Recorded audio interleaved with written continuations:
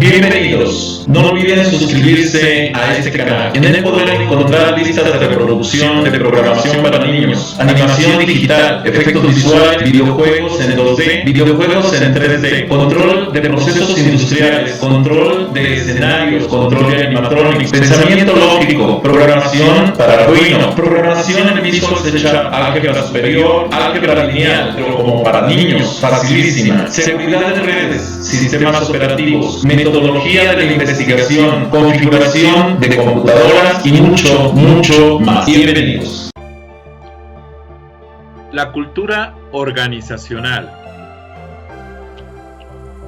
¿Qué es la cultura organizacional? Es un grupo complejo de valores, tradiciones, políticas, supuestos, comportamientos y creencias esenciales que se manifiesta en los símbolos, los mitos, el lenguaje y los comportamientos, y constituye un marco de referencia compartido para todo lo que se hace y se piensa en una organización.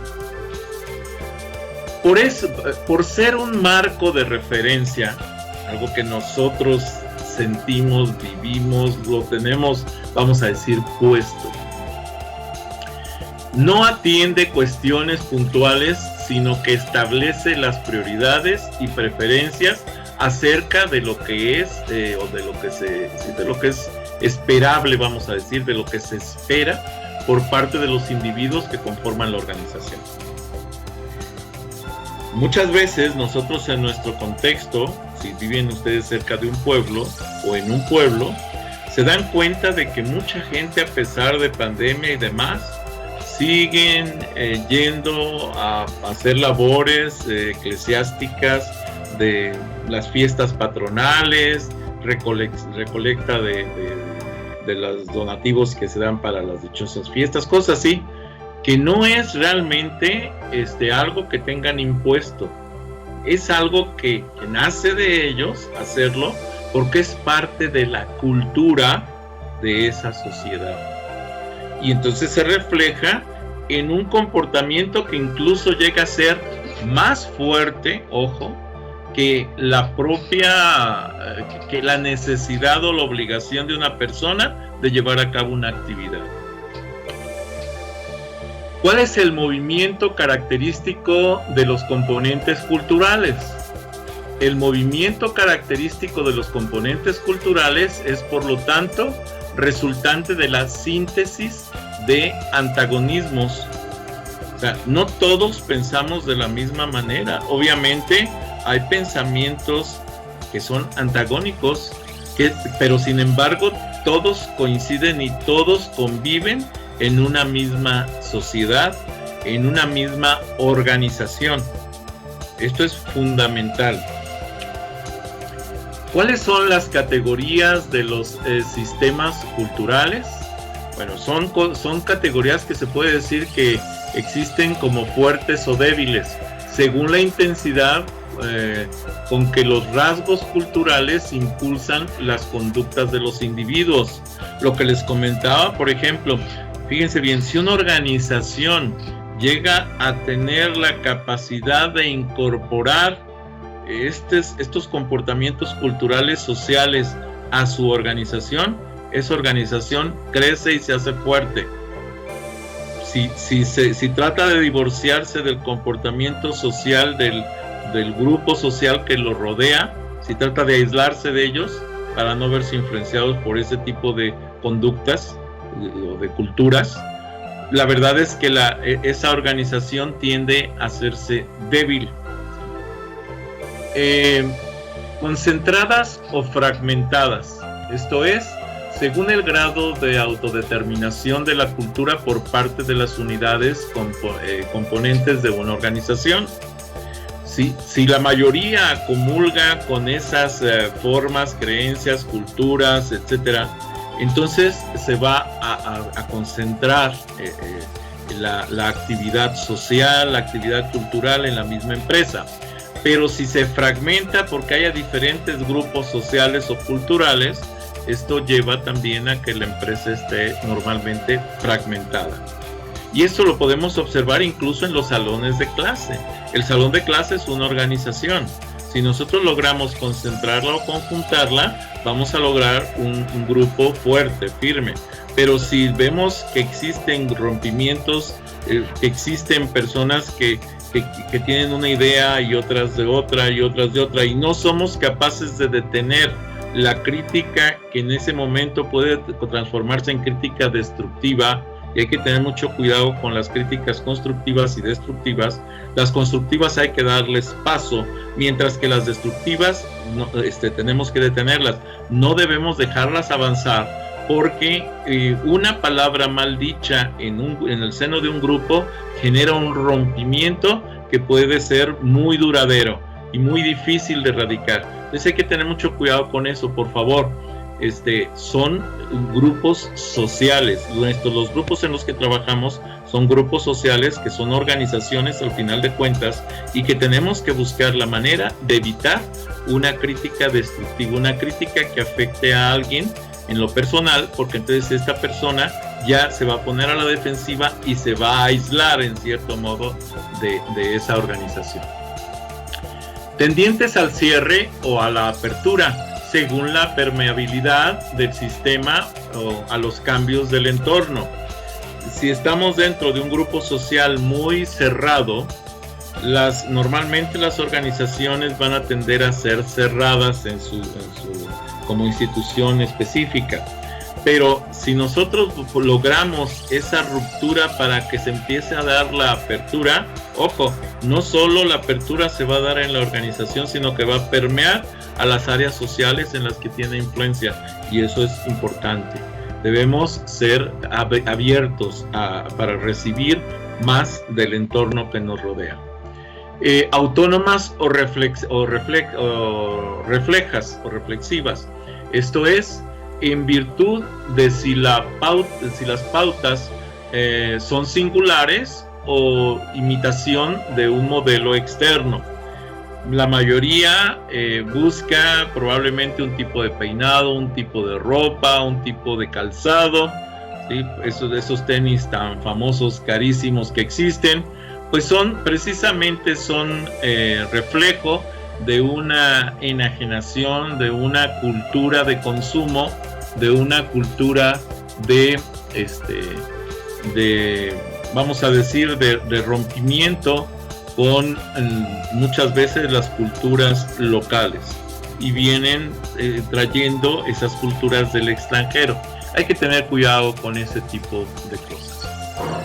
Identifique al menos 5, esta es una pregunta interesante, identifique al menos 5 tipos de culturas clasificadas, y los 5 tipos de las culturas clasificados son la cultura del poder, la cultura de la función, la cultura de la persona, la cultura de la tarea y la cultura de la socialización. ¿Sí?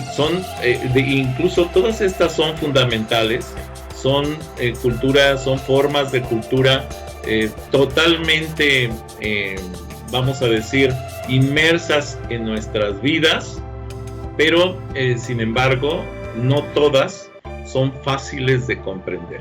Vamos a analizar un poquito cada una de ellas. La cultura del poder. La cultura del poder nos dice que es un juego de negociación y de compromiso entre individuos, grupos y coaliciones en conflicto. Es una fuente central de poder.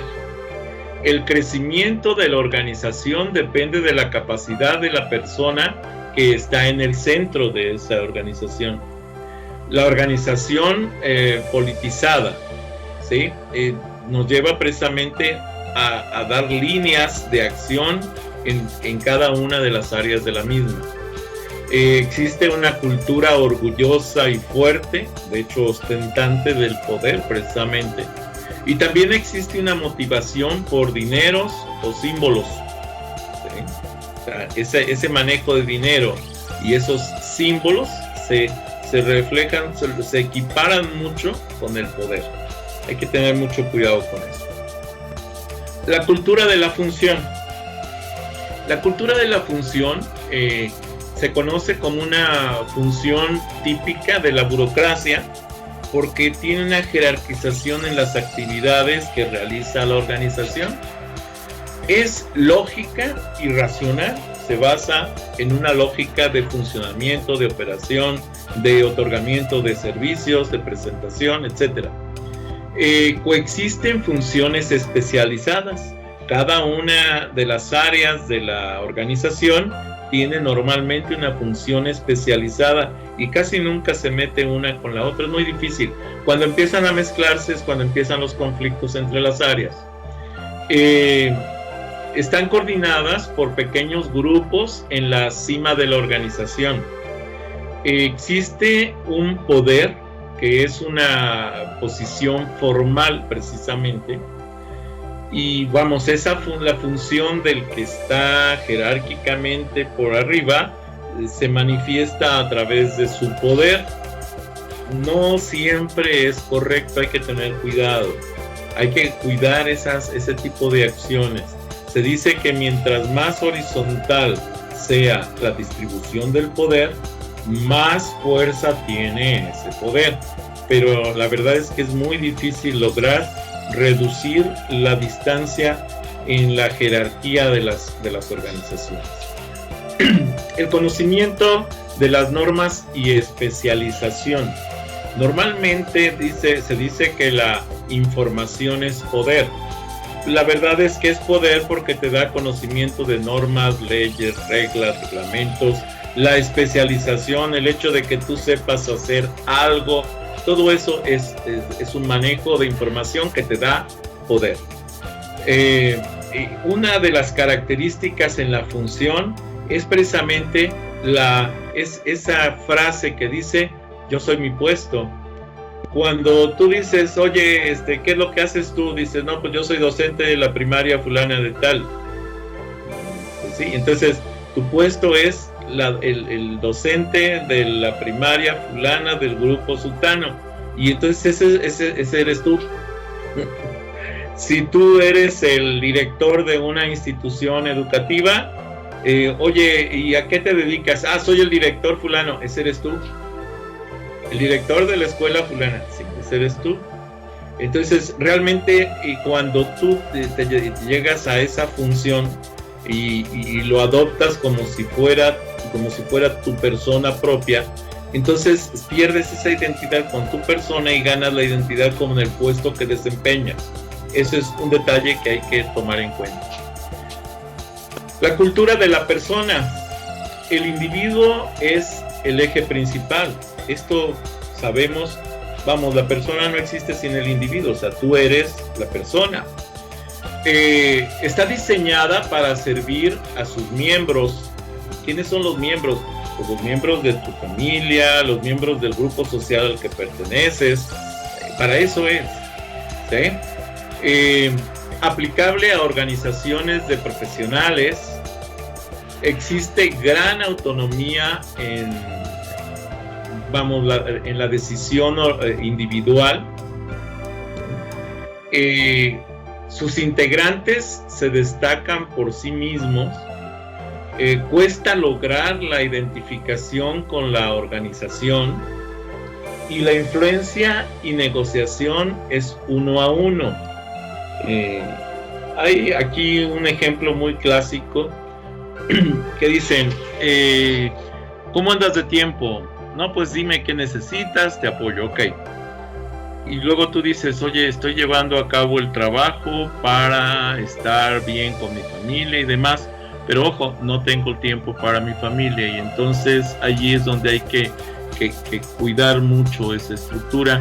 Hay que nivelar, hay que mediar esas estructuras o características de la funcionalidad del empleo, de la funcionalidad, de la actividad, de la función, de la organización.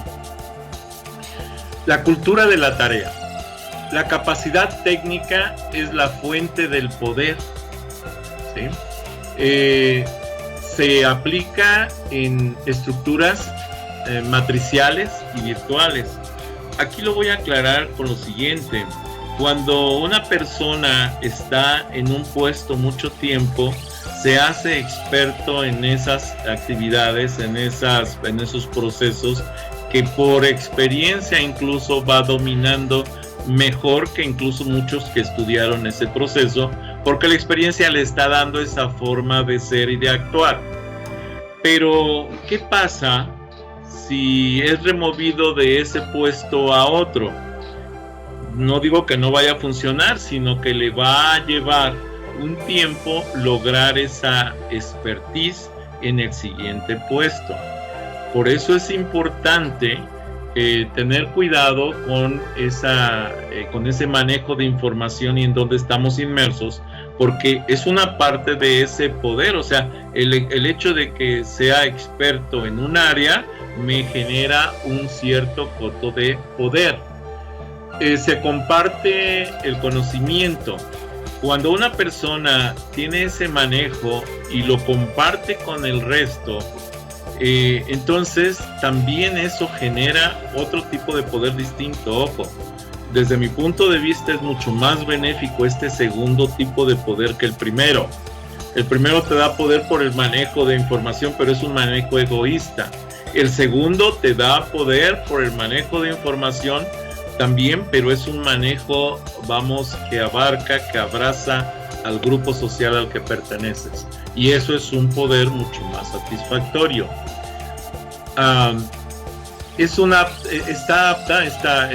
La tarea nos permite que estemos aptos para la resolución de problemas, que es parte de lo que nosotros tenemos que ir logrando para convertirnos precisamente en los expertos de un área. El manejo de proyectos complejos e innovadores, esto me lo permite también esa experiencia, y no existen privilegios, por ejemplo, edad, antigüedad, etc. Hay personas expertas a muy corta edad, pero hay personas expertas por experiencia y por edad. Los dos casos son válidos y los podemos acoplar a las organizaciones. La cultura del equipo y esto nos lleva a que pueda ser muy adaptable. Si se logra la cultura del equipo de trabajar colaborativamente, de trabajar en equipo, entonces esto hace que se adapten a todas las condiciones de operación.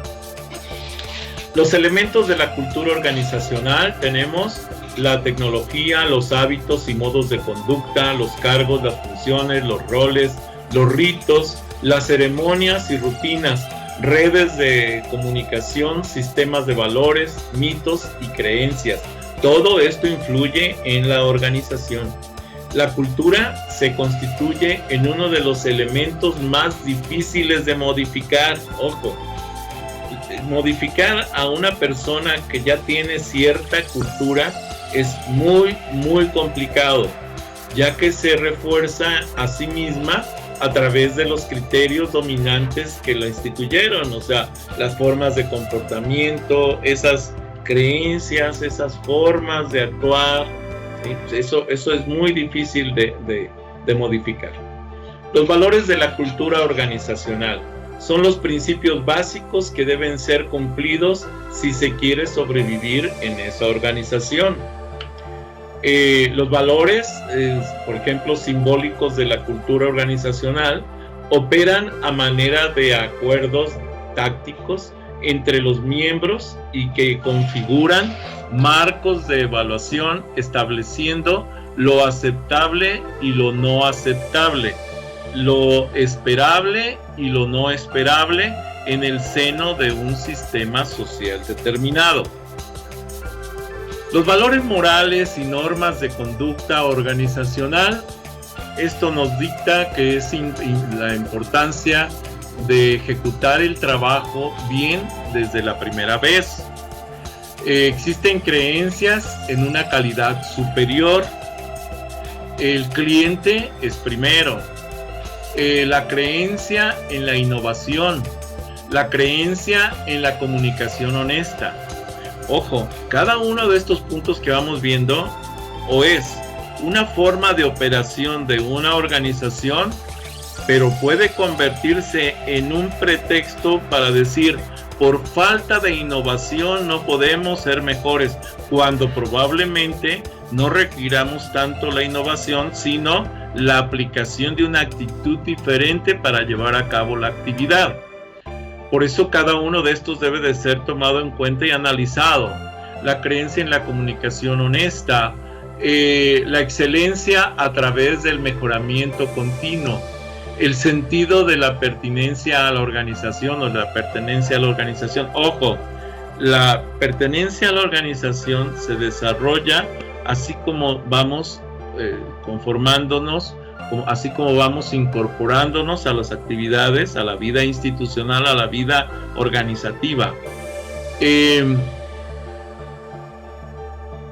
Cada uno se siente dueño de la organización, ¿sí? Cuando nosotros hablamos de una institución, es que mi escuela es que mi organización es, y entonces hablamos como si fuera nuestra propiedad. El respeto mutuo, el hecho de que yo respete a los compañeros de trabajo, ¿sí?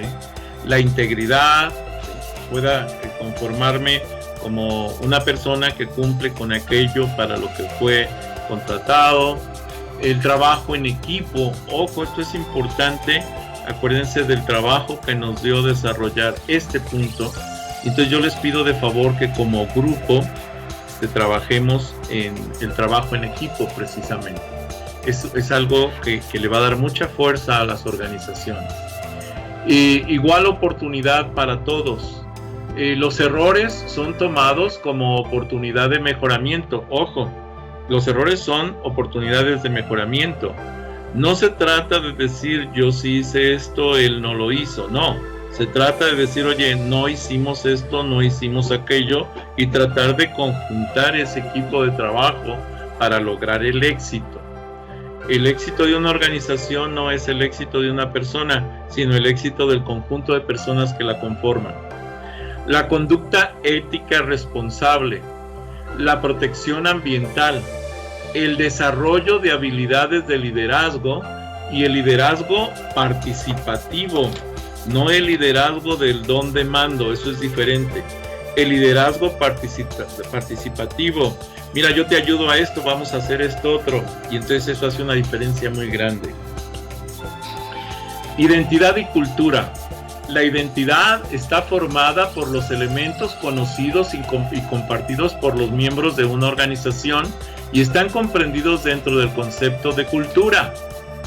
Su condición de existencia, la identidad de autosuficiencia. La identidad no es resultado del intercambio con el entorno. A diferencia de la identidad, la cultura es observable y por lo tanto aprensible. O sea, se puede aprender la cultura, ¿sí? La identidad es diferente. El hecho de que yo me sienta identificado es otra cosa.